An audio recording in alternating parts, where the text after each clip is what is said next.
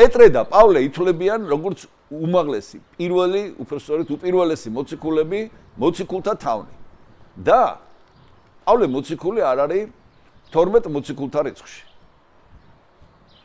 ჩვენ გვაქვს ხატი და მინდა გაჩვენოთ. ერთ-ერთი გამოსახულება პეტრეს და პავლეს დღესასწაულის მათი ერთად ყოფობის ესე გამოიყურება.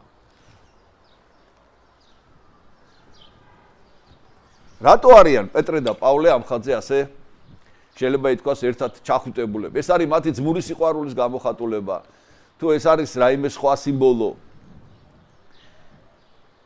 ანუ ერთი შეკითხვა არის, რომ რატო არ არის პავლე 12 მოციქულთა შორის და მეორე შეკითხვა არის, რომ რას ნიშნავს რა არის ამ ხატზე გამოხატული?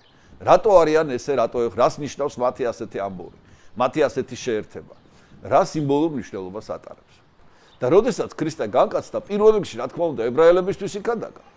მაგრამ მისი აღდგომის შემდეგ მან აკურთხა სწორედ პეტრე მოციქული, მას მისაულს აკურთხევა, რომ წარმართები ეკლესიაში უნდა შემოსულიყვნენ, მე ძალიან მოკლედ გიყვებით ამას და წარმართების მოციქულად დაინიშნა მოციქული პავლე.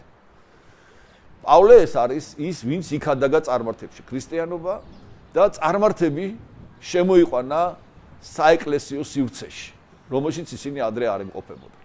აი სწორედ ეს გაერთიანება არის ამ ხატზე გამოხატული.